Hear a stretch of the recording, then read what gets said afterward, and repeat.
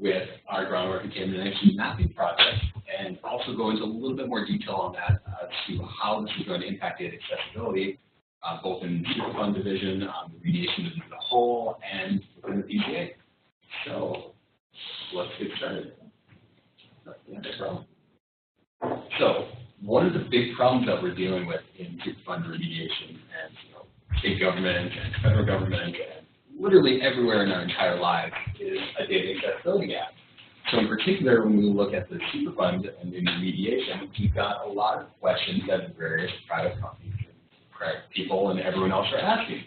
So a business owner may want to know, if I buy a property, can I develop this property? Is there anything going on here? Am I going to need to go through and do any sort of mitigation on this? Is it contaminated? Can I put a daycare in this? What's going to happen here? The city engineer may know, well, I'm new to the job, I'm not sure what's going on, but I know there's a couple of Superfund sites around here. Is there contamination near our well? How far has it spread? Is there any contamination at all? Maybe they came from somewhere else and got no clue, and they know that, oh, we've taken groundwater. Is groundwater good? Maybe, I don't know. Let's take a look at this and see. And then we go all the way down to the citizen level, where individual private people may sit there and ask, is there contamination in my neighborhood? Is it safe to drink my water? If I've got my kids drinking from the hose and they're out mowing the lawn, are they going to be exposed to anything that they shouldn't be exposed to? And this is a huge symptom for us right now. So if they want to answer these questions, these sort of people have to call in, get to the program staff has to try and find things, figure out where they are, pull it all together, and it's a pretty major time sink. And that data may not be accessible. They may call in and say, hey, I live in this house in this neighborhood. What can you tell me about the groundwater contamination in my area? And the project manager or whoever else takes a phone call may say, I don't know, I'll get back to you in about 2 weeks. Let's see, where is this data? And then there's a massive scramble at the end to try and find it. And we have this huge data accessibility gap. So what are we trying to do on this? One of the major symptoms of this is on the share slide. Is that the pollution control agency gets more information requests than any other state agency, according to Governor Dayton, and their remediation files are the most requested files of the PCA. So that's kind of a function of the fact that what we do in remediation and what we do explicitly is property-based. So these are actual physical locations, the places people live, where they work, where they commute to, where they enjoy things. So we've got a huge draw, a huge amount of information that people really would like to know about this information. And that's really evident in the fact that we get more information requests and we have the most requested data. People can't access this data that they want to get a hold of. So because of that, one of the 16 strategic plan goals, you guys have all seen this before, is tied directly into what we're looking at here. So over in the bottom right, accelerate the availability of data and information in a self-service format. So this is not just a Superfund sort of primary goal that we're working on here. This is actually an agency-wide goal to get information out to the public, to reduce information for Freedom of Information Act requests, to get data into the hands of people who would like to see the data and who are going to do some really cool things with it. So what we need to do here is we need to have a shift in our understanding of how we work with data, how we deal with data, how we understand data. So this is a pretty massive shift that a lot of sciences and industries underwent in the 90s, and we're lagging a little bit behind here and it's fun to try and get this done. But in the past, data has lived in documents. It used to be anything from a PDF on someone's computer to an actual physical printed out document that's sitting on someone's desk to a printed out document that's sitting in a box someone who retired 5 years ago when we haven't got a chance to go through their files yet, to even sort of an Excel spreadsheet on someone's computer. That data is digitized. You can use it, you can query it, you can look through it, but you can't access it. It lives in one spot. It's not readily accessible to everyone else. So what we want to do is we want to have this paradigm shift here. We want to take the data and take it from an individual document where it just kind of lives off by itself in its own happy little place where occasionally someone bothers it to grab it with more information. And we want to move it into a database. We want to move it into somewhere where it's relatable, where it's queryable, which is the big thing for us, where other people are taking a look at the data, where it's no longer just living off by itself, but neighbors are stopping by constantly and saying, hey, can you tell me what's going on with contamination here? Can you tell me is there a well here? Can you tell me what's going on? When was the sample? What sort of quality assurance, what sort of controls do you have in this data?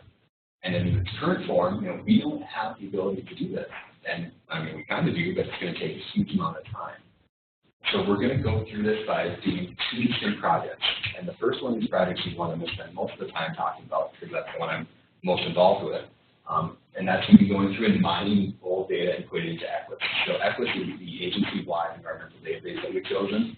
I'll talk about it a little bit more later, but nothing too extraordinary. I mean, it's a great program, don't get me wrong, but it's just a relational database. It's just the one we've chosen. You can go with 4D or any other sort of relational database and these sort of things. But the key is that it's into a database now. It's no longer going to document, it's being moved there.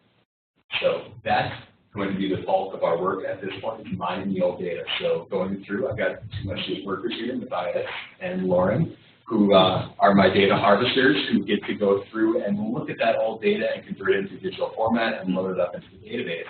So they're the ones doing the real heavy lifting on this project to get it into EQuIS. But if we only did that, if we only went through our project that we're working on with student workers and me and various other people throughout the agency, it really wouldn't work too well for us because we have a ton of information flowing into Superfund every single day.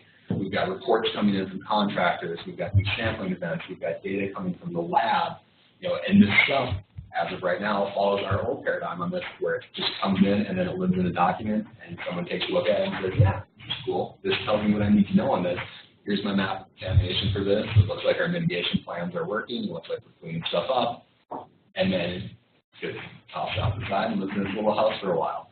So there's going to be another project that we're working on concurrently with this, where we're having all of our new data flow directly into EQuIS. So when someone goes out, when someone collects it, when we run a sampling event, it doesn't just go into the document before, but it fits into our new idea of the data is dynamic and accessible. It's into the database.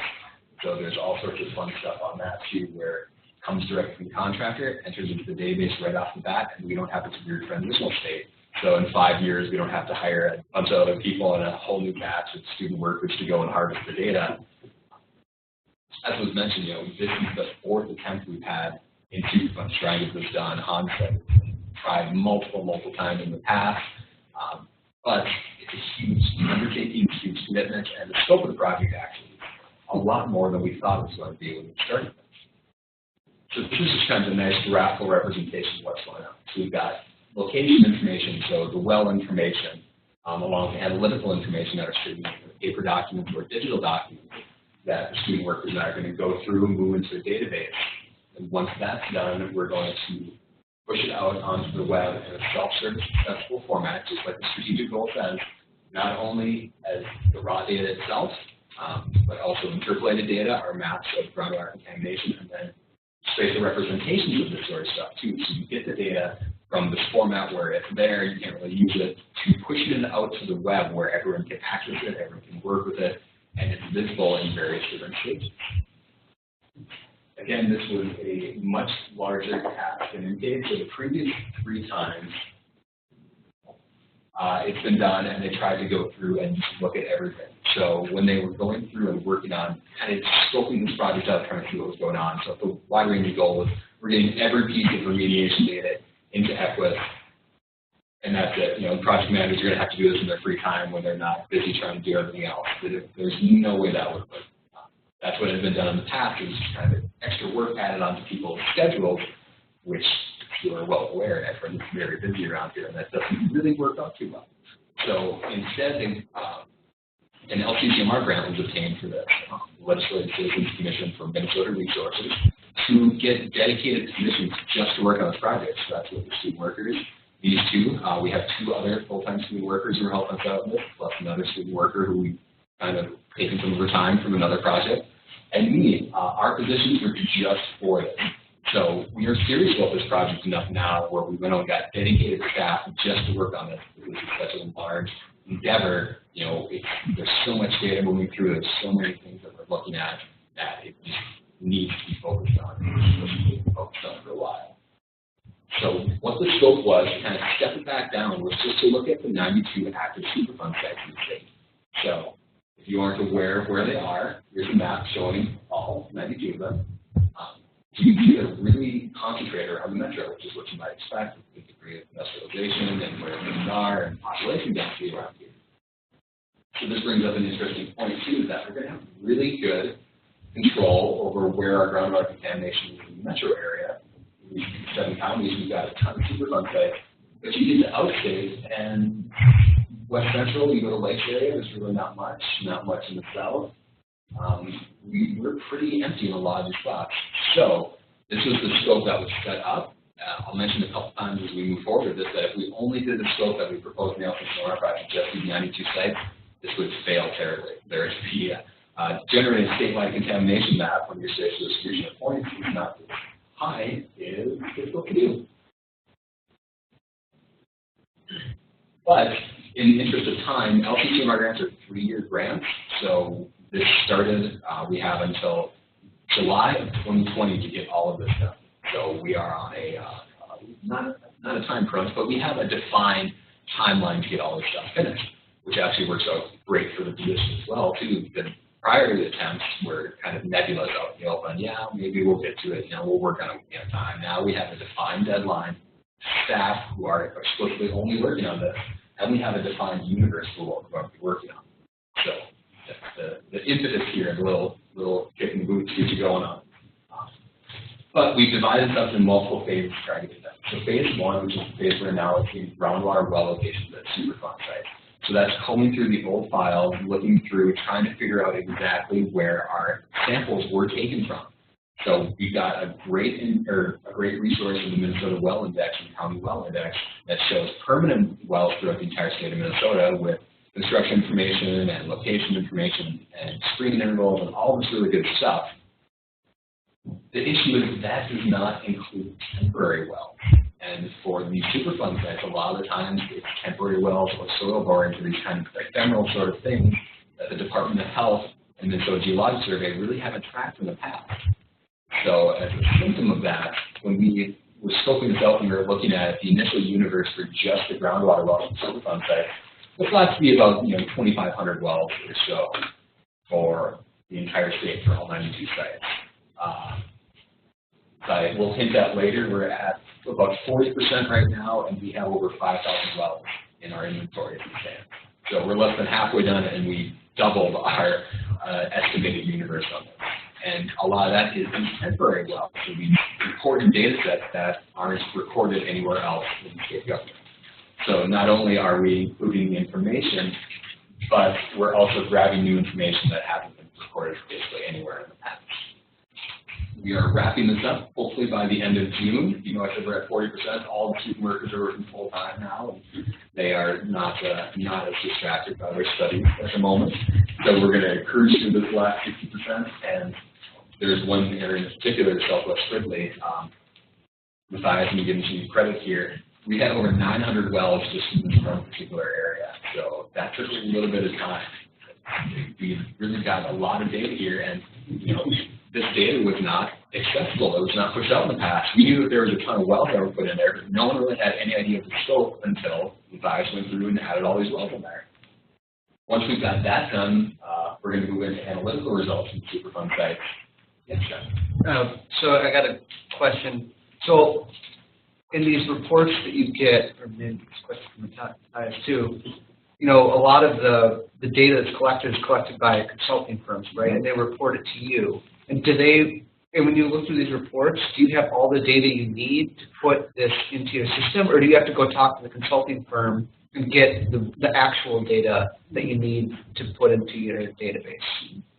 Most of the time we have what we need. There will be cases where we have to go through and try and search down some particular information. So we've got a standard operating procedure that I can share with you later about the explicit things that we need in this. And it'd be nice to have everything, but if we've got X, Y coordinates, what type of well it is, screen interval, and screen depth, some basic lithology, that's good enough, but it does add it. So they are reaching out, in some cases, to the consultants, to the project managers, digging through the files, and working through a lot of stuff here. So there's multiple sources. What about the section limits? So that's in the analytical results. They have those in the reports? That we haven't started that phase yet, but we have all of those reports to dig through as well. So we're just on the location status right now, but those should be, they print out the full reports with all the lab results. And, you get a 300-page report from a consultant. It's 20 pages of text and then 280 pages of lab reports and analytic information on that. And phase 2 for the analytical results, again, if I'm just going to have the student workers sit down and type out 280 pages of analytical results with each contract report, it's really not going to work. So we are reaching out to the labs as much as we can. A lot of stuff is on the Department of Health lab, where we can export them out in a digital format, and we can take that information and bring it back together and take what's coming out directly from their LIMS system with the format that works with us. So in those cases, we should have really good data. And then phase 3 is the one where I mentioned that we just were looking at what we had in our scope. We would fail terribly on this. Phase 3 is groundwater relocation analytical results from other sites. This is a nebulous goal of maybe we've got some more stuff from remediation, maybe we've got some good stuff in the groundwater monitoring network, maybe we've got stuff from the Department of Ag that we're working on concurrently with what we're doing. So this is a non-defined phase. It runs from the start of the project to the end of the project, but that helps us build a better universe, I think, creating more confidence in that. That include petroleum sites? Yeah. There's probably more of those than anything else. Absolutely, yeah. We got a list of like 120 from Chris and Jim, I think something like that, of like the big Superfund sites, or excuse me, the petroleum sites that we'll be working on. So we'll be working with Jim on that to get as much of that as we can.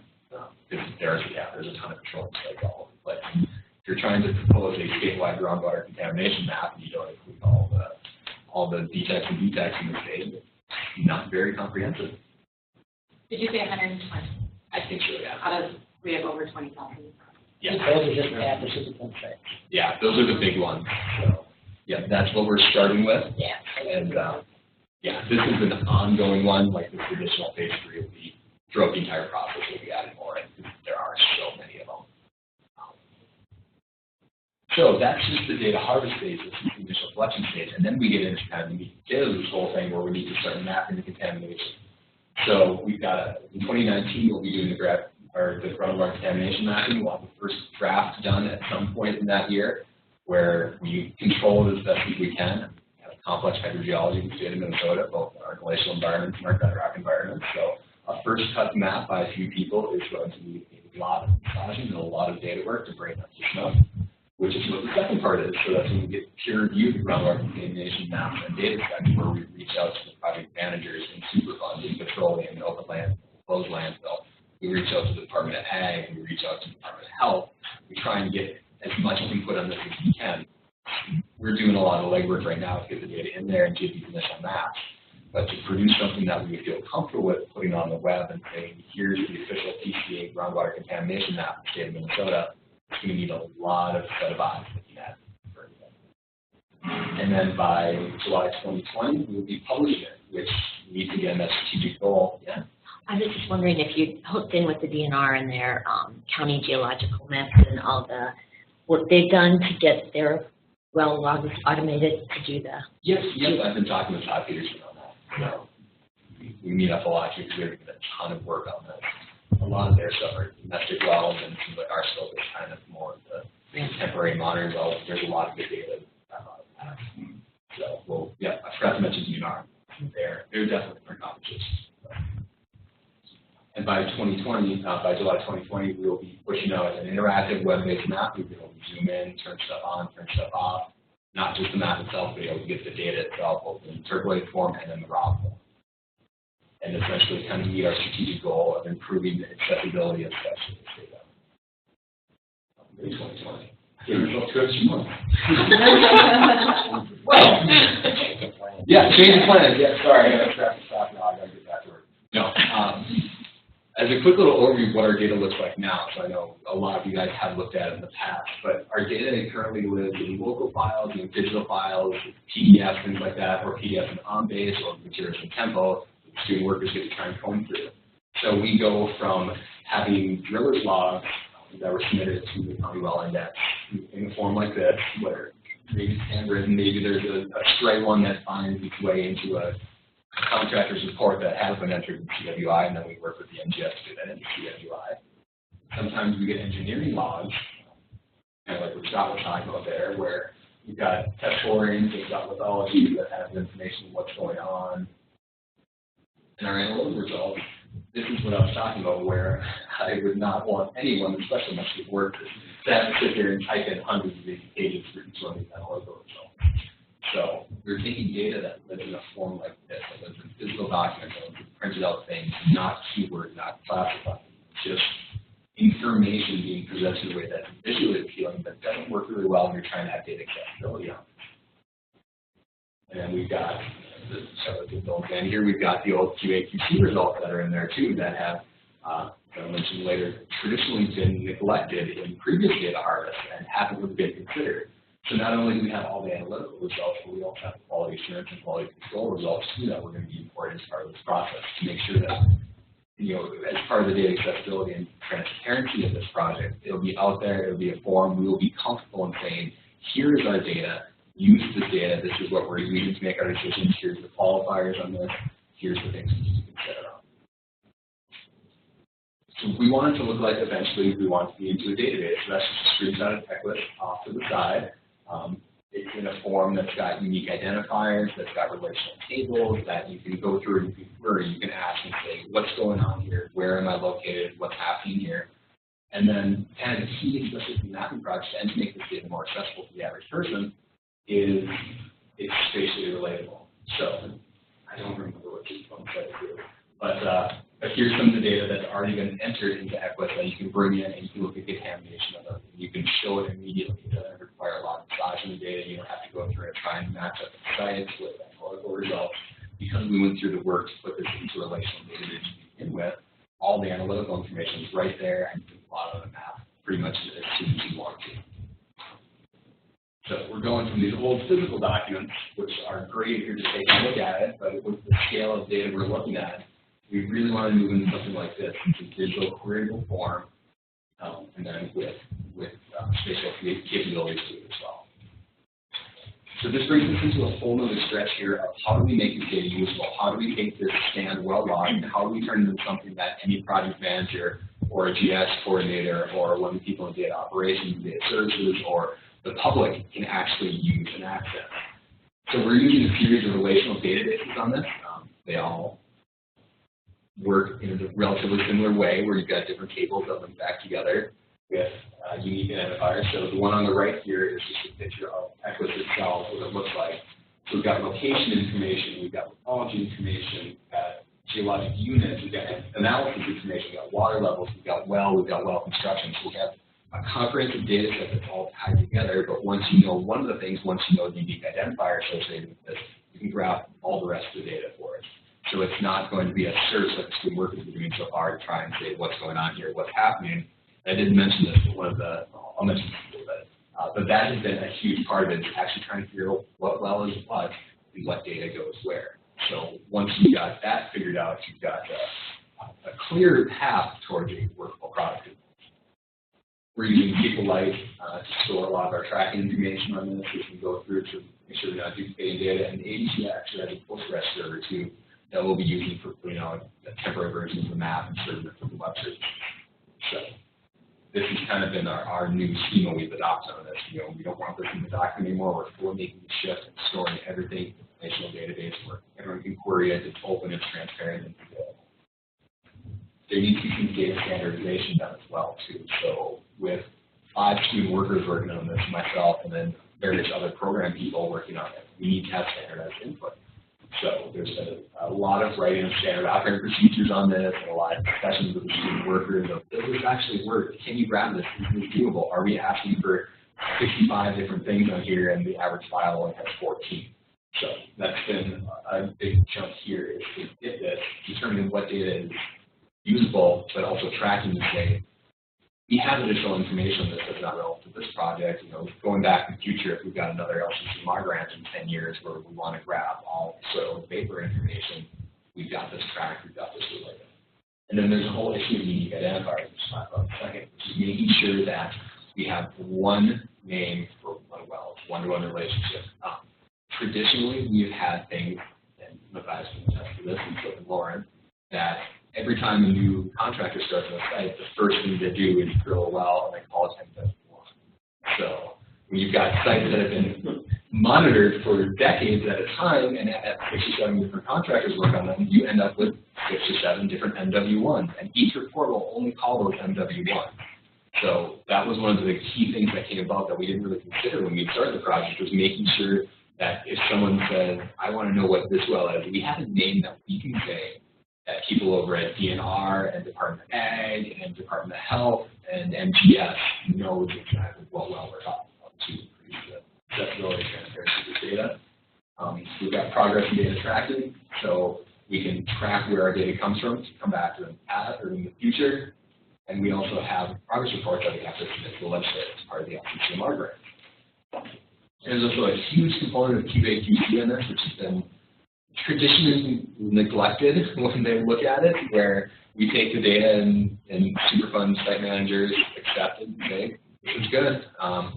But we're working with Sandy and Bill to improve our procedures on this and make sure that the data we serve up has the associated qualifiers with it so people know what sort of quality this data is. Is this good data? Are there any considerations we can take on this data?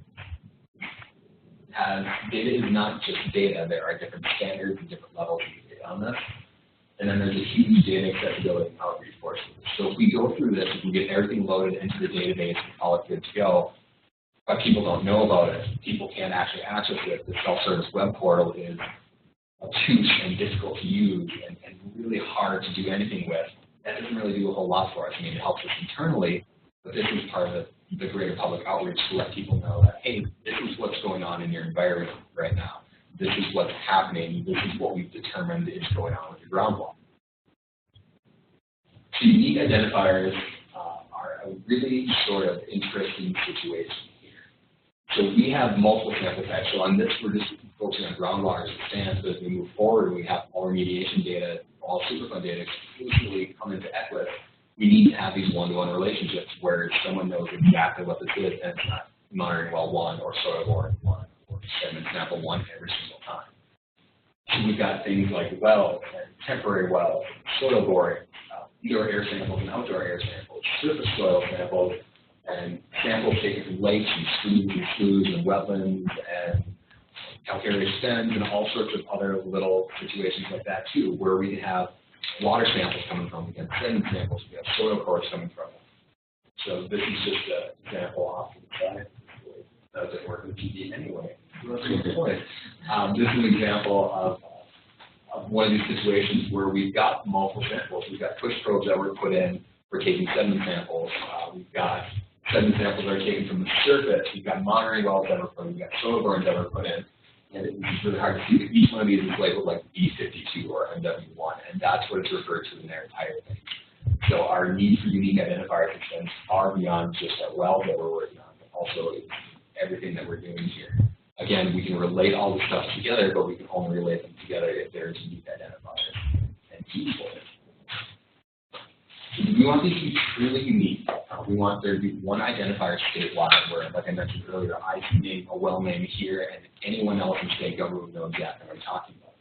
So luckily for us, there's been some concurrent interagency groups that are occurring right now to discuss this issue, to try and say, you know, we're running into this too as we're going through Todd over at DNR saying we're doing a county atlas right now and I'm running into every single one of these wells. And there's a whole family of Petersons up in this neck of the woods, and each one of them has a well, and we just called it Peterson Well 1, 2, 3, 4. That doesn't work very well for us.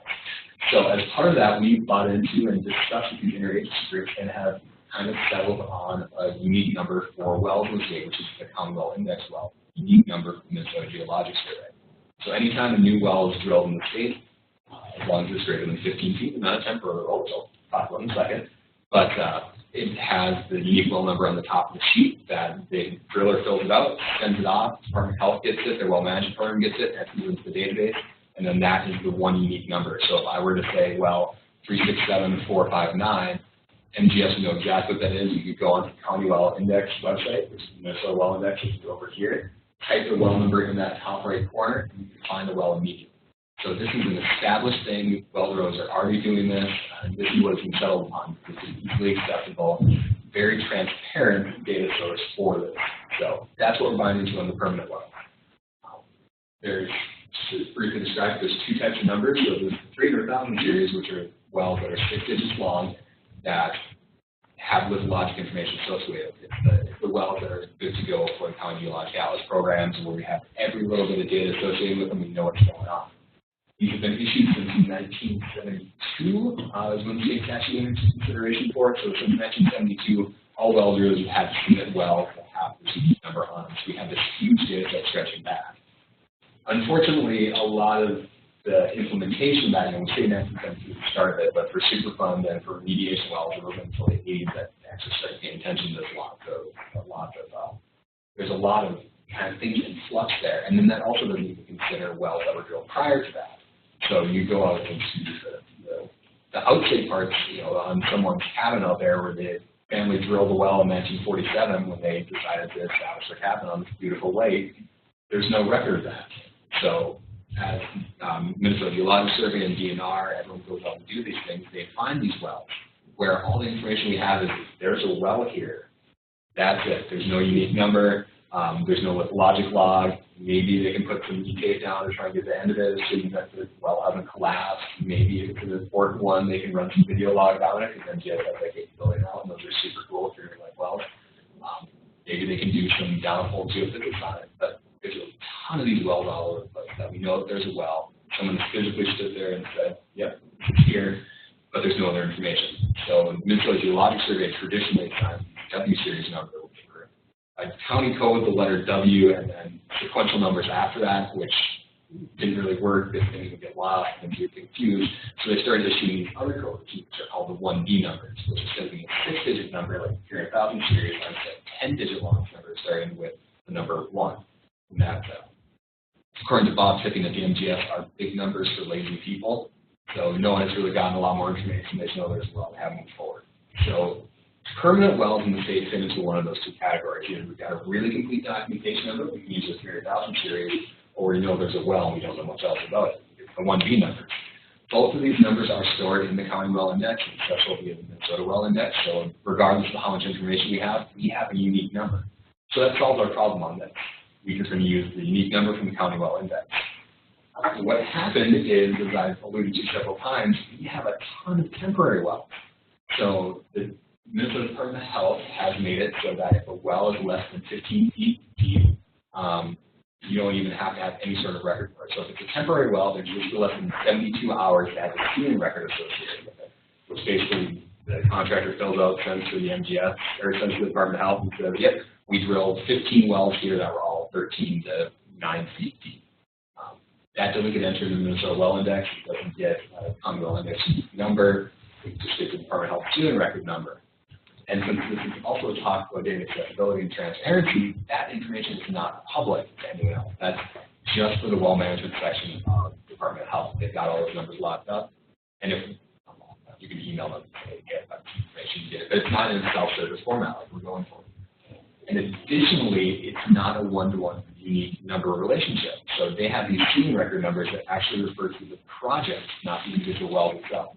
If someone goes through and drills 40 temporary wells on a Superfund site, which happens on a pretty frequent basis, and they're all temporary, they'll seal them up, submit them to the Department of Health, and there'll only be one unique number associated with them, which a 1 to 40 relationship is not very unique when I look at it. There's also the issues of wells less than 15 feet. So any shallow wells, the MGS and Department of Health have decided don't even need a sealing record associated with them. Partially on recommendations from the Department of Transportation with geological physical borings and geotechnical borings, a big chunk of their budget they have to pay sealing record information for each one of those. And a lot of our temporary wells for our Superfund program are shallow too. We're looking at real shallow superficial contamination, and a 12-foot well is all you need when you hit bedrock there. That's all that's going to be drilled. So then we have a case where we've got a temporary well that's got a sealing record number, or we have a temporary well that doesn't have any sort of number associated with it anywhere, and it just lives on as soil boring 17 in a document in the PCA's archive. So this doesn't work for us. So we stepped out and we reached out to the MGS and decided to find a way that we could store this information in our system that they could take it if they need it. So if they're doing a County Geologic Atlas in Scott County and we've got a bunch of this stuff and they've got an area that's very lacking in data, they can move it into their system. It fits the existing schema they have. It fits their numbers. It's a unique number. It doesn't overwrite any of the other numbers in the County Well Index. So that's what this new exciting MPCA-driven 2B number is, which is a 10-digit number starting with the number 2 for temporary well and shallow well borings afterwards that we will be issuing as part of our project. We'll move forward with the implementation project as well, and DMGS and Department of Health will recognize these as unique numbers and not override them. So we've solved one small issue that we've encountered as far as project. It's taking forever, so we're going to kick in here some questions afterwards. So we also want to track progress and inform our partners on this. This is not something we can do just by ourselves. It's not just me and Ann, student workers, and Hans working on this. It's tons of people all over the place. So we need to communicate to them, describe what's going on, share our progress with them, and really say, here's where we're going, here's what's happening, and then let the legislators know as well. So we've got a website, which I can link to you guys eventually. It's accessible via the main PCA page, where you can track and see how we're going, what's happening. So I ran these the other day. We're up 38% down with our first data harvest. And I mentioned we're over 5,000 wells right now. A ton of information. We really start wrapping up a lot of this. And we're working through it, moving forward, and we are more than open to communication and discussion as we involved. With the quality assurance and control, we have a little bit of an issue here, so we're going through and looking what's been previously loaded into EQuIS. We haven't started phase 2 yet, but there have been some programs in Superfund that have started loading their information in. Baytown, Riley Tar, and a few others have added their analytical information in too. When we take a look at it and see, we are overwhelmingly dominated here by samples without any QC information associated with them, which I can tell by the look on Sandy's face is unsurprising, but not a good thing. So, this is something we need to consider too. So we've got these sites that have been pushing this data through traditionally, but we don't have the associated QC information. So if someone were to call them out and say, you say that there's a well by my house that has this concentration of PFAS in it, I don't believe that. I've been drinking this well for 45 years and it's been fine. I've never noticed any health effects. How do I know that your numbers are real? How do I know that these are accessible? How do I know if the lab didn't mess up and this is a contaminated sample from something else? So as part of this, we're working with UAP to get all this information in. So this is not what we want our data to look like moving forward. So it's done in the past. Moving forward, we're going to get as much QC as we can. Hopefully, strike a little bit of a better balance as we get the data. So success looks like data that's accessible to internal staff. So our project managers can get data quicker. They don't have to go through and dig through the extract, try and find an Excel file, or try and look through and georeference a map so they can bring in something the contractor did. They can just grab the data from EQuIS, they can work through some of the interpolated things we already have, and they've got better access and quicker control of the data that they've had a hand into. This isn't just, we did it and say, here we go, Dave, this is what it is. There's going to be the peer review stage will make sure that this is good data that we can use, that we feel comfortable sharing with everyone. It's going to be accessible to contractors. Contractors can go through and grab this data as well. If they're looking at a site, they can see what's been done in the past. And the kind of most importantly, it's going to be available to the public. So with the 3M lawsuit, it's been raised that there is groundwater contamination in the state of Minnesota. Well, if you look at that and see, yeah, there's a bunch of stuff in East Metro. How does the rest of the metro look? How does outstate look? If I live in East Grand Forks, is there any contamination coming off of anything out there? What's happening there? And this unit help accelerate that, get the data in structured format, and make it accessible to the public. So we want to make sure our data is easily accessible. Again, if you can't use it, it's not very good. It's well documented so you can understand what's going on. So we want this to be able to be used from a 6th grade classroom all the way up to contractors. We want this to be plain language. We want this to be easy to read, easy to understand. It has to be meaningful data. We have data that's in quality control that has the appropriate flags associated with it that actually means something and isn't just data that's thrown out there. Above all, we want this to be usable. So getting this information, increasing our data accessibility and transparency is going to lead to increased use of data statewide from everyone, which is what we want. I mean, the taxpayers in Minnesota paid a lot of money for this data, and having it locked up in a file isn't the greatest thing in the world. And with the advent of citizen science and greater knowledge of data issues in our culture right now with Facebook and Cambridge Analytica and all these other things that big data is big business as it stands. Let's get our data out there. Let's make sure that people can check and see and have faith in what we're doing. So let's move back to this. We want this to be accessible and in a self-service format. That's our goal.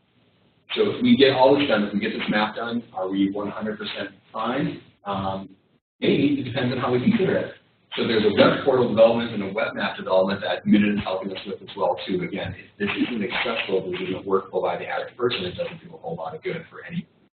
So we really want to make sure that this data is accessible. And I brought this image back, so I just plotted this up in ArcMap real quick.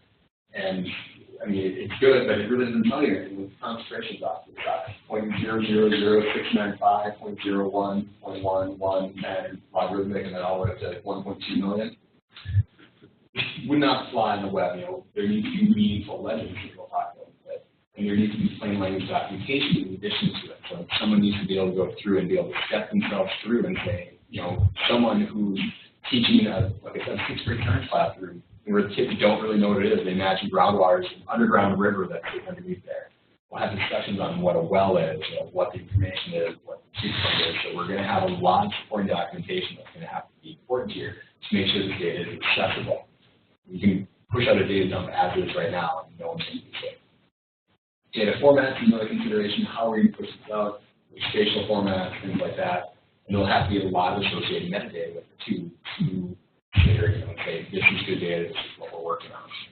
And I put meaningful legends at the end because this is actually a really big thing, more so than anything else. How do we present the data? How do we push this out here?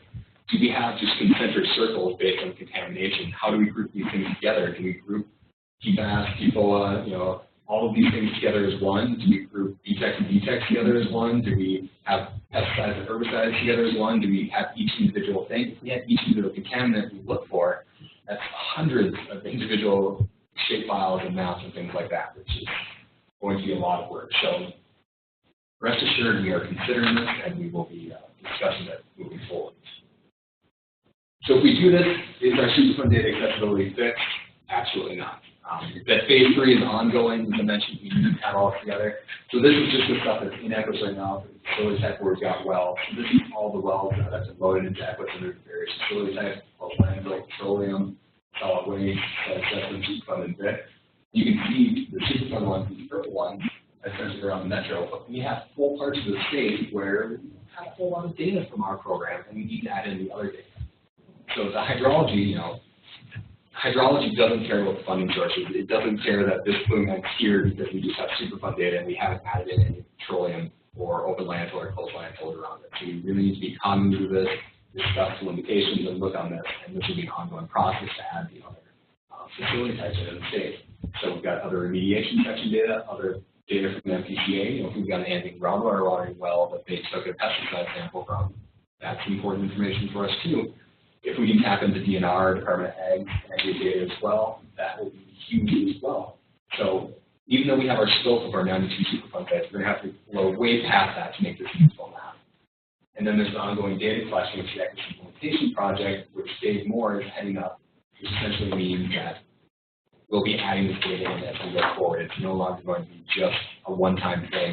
By June 2020, which is next for July 2020, all data from Superfund will be added into EQuIS as it stands. We'll no longer accept reports that are just PDFs or just printed off copies. We'll actually require them to submit data in electronic format that we can use. So starting in July, you know, all fund finance sites are going to have to submit all groundwater data through field and analytic sites. And then beginning in January, site assessment sites will move into this, and then we'll be grabbing all data, not just groundwater, so that ambient air, that sediment stuff, all of that will be added in. Responsible party-led Superfund sites by July 2019, and by July 2020, all brownfield sites will be in this. So we're doing this base work right now to lay the foundation for it, and then to make sure that we do this project again, we'll be requiring our contractors and everyone else to submit the data in that format. So multiple outcomes will benefit many of them. So business owners can build a new facility here. They feel comfortable knowing that maybe there was a spill at one point, but we've cleaned it up enough and current values are good to go on this. City engineers will know that, hey, contamination is getting closer. Let's add some more pump out wells here. Let's see what's going on. Let's maybe stop this well for a while and move to a different source. And citizens might know that, yeah, cool, we looked at this. I'm completely clear. I don't need a filter. My groundwater is safe. My grandfather who built this well in 1938 was right. This is great water. I knew it. You guys didn't know anything else. But this information will benefit many in the public, and it'll also benefit many in both the private sector and internally as well. So contractors will know where previous work has been completed. They don't have to duplicate efforts as much. If they know that there's one well on a Superfund site, they'll say, oh, we need to add a bunch more wells here. If they know that there's 75 wells drilled on Superfund site, it's like, hey, we've got this existing data network, let's fill in the gaps. Let's make this more efficient, more cost-effective as it goes. And then contractors also have better access to data for more complete evaluations. If it's a case where we've got something where 7 different contractors work on a site, they may not have that information from the previous contractors. With this new initiative, with getting the data out there and accessible, they'll be able to have that. And internal staff will be able to quickly access the data. They can pull up faster than trying to find the initial files. There'll be increased collaborative ability because it no longer lives in a single shape file on someone's computer that you have to say, oh, browse to X changes in files, Superfund remediation, 15 different folders down. Now you can say, hey, load this data into EQuIS off the Superfund site, grab it all, and let's work on them together. And then it increases the ability to generate figures and maps in-house. So with logic information associated with this, we can start doing our own cross-sections and not relying on contractors' information too. Because contractors sometimes have agendas and specific things that they would like to produce on their maps. And you can, for the magic of mathematical interpretations, you can make data say almost everything you want it to say. So if we add the ability to generate our own figures, we can kind of spot check and say, hey, you guys showed this here, we think it's this based on this, and you're working off the same data set. So maybe we don't have as many maps that we get from contractors, or maybe we generate it in-house. Maybe when we get a map from the contractor, spot checking, quality control, and compare it. And instead of having back and forth between you get a map submitted and you say, no, this isn't right. This isn't what it is at all. Now you can work on the data together and generate as it goes.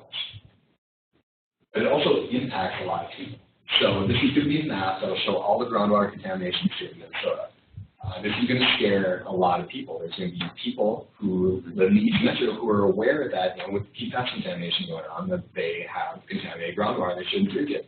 There's going to be people who have lived in their house for 20 years and had no idea there's a Superfund site 3 blocks away and that there's a contamination spill of TCE back in the 90s that we're working on cleaning up. So we're going to have homeowners who are going to see this map initially and call in a panic saying, I can't believe you didn't tell me this, I can't believe what's going on here, how dare you. We're going to have realtors when this drops are going to say, my guy's trying to sell his house for $300,000. Now you're showing a map, we have a state map that's got a big red blob underneath the house that says the groundwater is undrinkable without treatment. You just cut the cost of this house in half. How, what are we going to do here? How are we going to work with that? Local governments may realize that contamination is creeping closer. Maybe they've got new people coming in, maybe they don't know what's going on. So there's going to be a lot of phone calls to them as well from their concerned citizens and from their own staff. Business owners are going to be aware of these things. How many people, when they buy an adjacent property, look and see if they're close to Superfund site. A lot of them do, but some of them don't. So this might come as a bit of a surprise to business owners that there's contamination in their area that they weren't aware with. And MPCA staff are going to be impacted by this too. It's going to save them a lot of time, but there's going to be a lot more questions, a lot more concerns, and there'll be an increasing awareness of the data. And that's kind of one of the overall goals that this is an impact, both positive and negative. So increased accessibility will lead to increased awareness of this data. So if we can make it so people can access the data, they don't have to submit a Freedom of Information Act request and pay all this money for it. Instead, they can just go to the website, pull it down, and look at it. They're going to be more aware. We are in a stage right now where you can go on your home computer and download a copy of QGIS and not have to worry about paying the ArcMap fee and make your own little map and see. I think back to farmers back in my hometown who graduated high school and never went any further, who last time I was talking to my parents, he was like, oh yeah, you showed me a map of all the soil types that are going on here. So we've got people from all skill levels, from all age ranges who are interested in this open data that want to know what's going on and have a vested interest in it. So if we make them, or make the data accessible, we can really increase the awareness of what's going on, we can let them know what's happening, and we can help become a more better informed public. So, quick summary, so we've got time for a couple questions at the end. Superfund is making a concerted effort to improve our data accessibility. Follow along with our project, go to the website, talk to me, talk to Han, talk to Ann, talk to any of us involved with it. We'd love to get input, we'd love to get ideas, we'd love to get thoughts. Or just follow along the website and see how things are going. If you've got any comments, we'd love to take them. But in the overarching picture, if we have increased data accessibility both in this project and other data accessibility projects here at the agency, we need to widespread access to data where people can actually use the data that we have, make their own assumptions and bring the data in. We have increased awareness of contamination of what's going on in the state. A lot of people don't have any idea where all the Superfund sites are. They don't know that groundwater in their neck of the woods is. we have more informed stakeholders, so now we have people that have a vested interest in something who can make their own maps. They can look and they can pull the data and they don't have to rely on a contractor to do it. Maybe someone's considering entering a brownfield or something like that, or VIC, or whatever they may be doing, and they think there's something, but maybe it's an adjacent site. Now you've got these stakeholders that can pull the data together. And we have more transparency and accountability on this sort of thing. So we can check the contractors, the public can check us, contractor can check us. It's no longer a black box that says, here's all the data we collected, here's the map we made for this, and that's all you can go on. Now with increased transparency and accountability on this, you can see the data is based off of, you can see the interpretations. And it's just a positive thing in general. Now people can check their data and work forward. So that's all I got.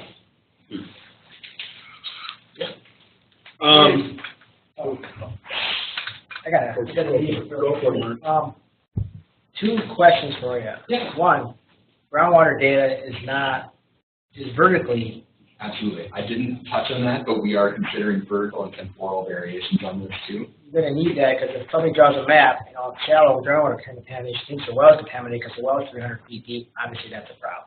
That's one of my main talking points in the legend development, is trying to determine how to vertically stratify these things. Do we do bedrock contamination versus shallow, unconfined quaternary contamination? But there absolutely will have to be vertical slicing on those. Yeah, and the other one is like, is there a hierarchy to your data? Because temporary monitoring wells, lab QA/QC is one thing.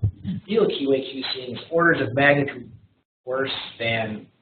Being biased can be introduced way worse than any laboratory bias I've ever seen. So there should be something, because you'll have, if you just took all your data points, you're going to have e-text and non-e-text interspersed. It's like, well, how do you contour that? Absolutely, yeah. So that hits on kind of the whole legend development and mapping phase as well too, because maybe those text and non-text are temporally variable. Maybe we've got a sample that was taken in 2016 here and 2013 here, and that's it there.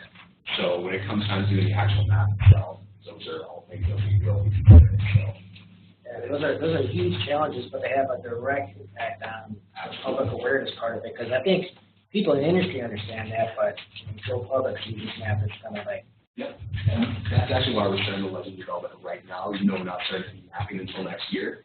So we've got some larger groups with people from health as well that we're working on to try and check this. So. We'll keep you in the loop on it. Yeah. Yeah, maybe I'll have interpretation. Just to build on that exact same idea about the temporal piece of this, if you envision it being a little bit like Google Earth, where you have a history bar at the top and you can just push and pull it through time and watch it change. Because obviously if you're drawing anything that looks like a plume and you don't even know, you don't have a spatial understanding of the depth and where you are and where it was, it's obviously really critical to have that sense of time to watch it grow and shrink. And so it all depends on how much we can get done in 3 years. So we're going to go for the most recent samples first on this, and then try and graphic source stuff as we move forward. So our end goal would be, as of 2020, here's the map as it stands. And then as we add the further stuff in, we would love to be able to do just shrink and swell things, because that's such an important part to try and determine what's going on, how mitigation factors have worked, how things have spread. So. And what was the number of Superfund you have total? 92. 92. And in petroleum we have 20,000. Yeah. So there has to, obviously there has to be like a major caveat at the top that says only Superfund. Absolutely, and that's part of the public language documentation around it that says this is based on Superfund with how many closed landfill sites there are, and 120 petroleum sites that we can grab that will need to be put out there, that this is an incomplete data set to the best of our knowledge at this day. So, Michael, the piece that's missing is talking about risk in here. Is that going to be wrapped in there? Okay. You can talk all you want about concentrations, and most people won't have a clue what you're talking about. You already expressed that. It's a matter of what's the risk to me, and obviously the Department of Health will be in terms of groundwater and other sorts of exposures. Those are the public out, the push to the public. Absolutely. So that's also part of the legend development as well too. Hans' dream on this is we can draw circles that say under equal without treatment, some detects, but may need treatment, some detects that may not need treatment and no detects, and that's going to be working with Emily or Remediation to get these health risk values on them and present this data in a way too, because one of the big things that comes up is, these things are in parts per million, parts per trillion, parts per billion going through, and something that's PPP could be above the health risk limit here, and then you've got something that's in parts per million, which is intrinsically way higher. Right. That's actually not a risk because it's some petroleum that's there at 1 milligram per liter or something. So, and will there be allowances for changes to those MCLs, HRLs, et cetera, through the years? Those will happen. He's going to be retired by then, so, I know it's $1,000 question. Yeah, it is.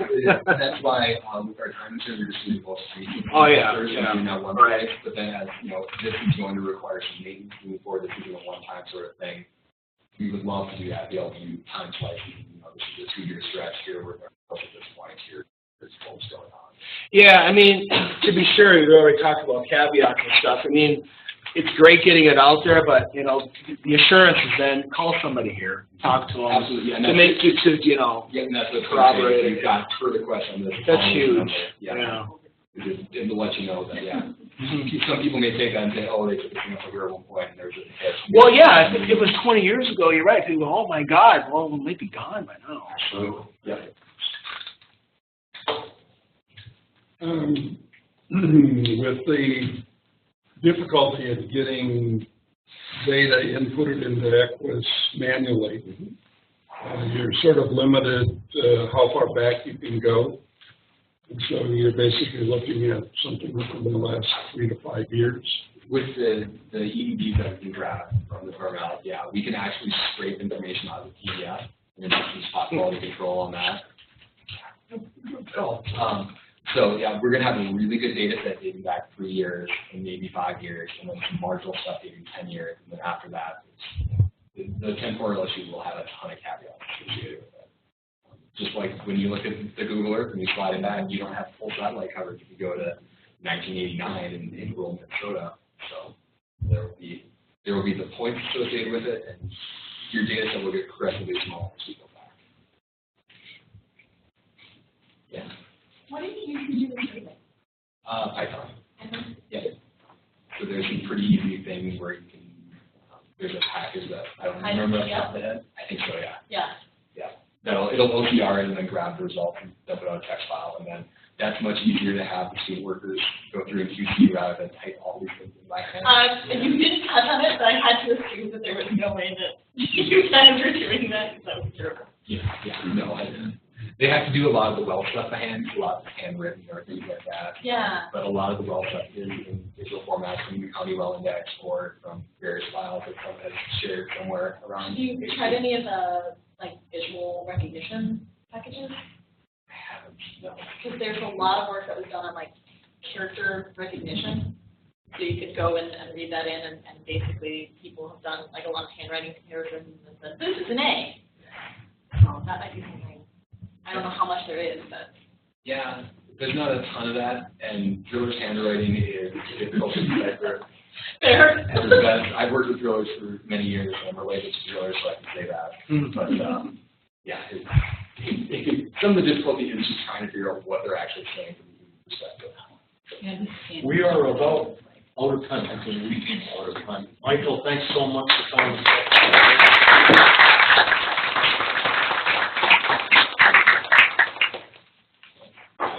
If you guys have any more questions, just stop by. It's great talk. What are you going to do in all your spare time? That's a good question. Wow. I'm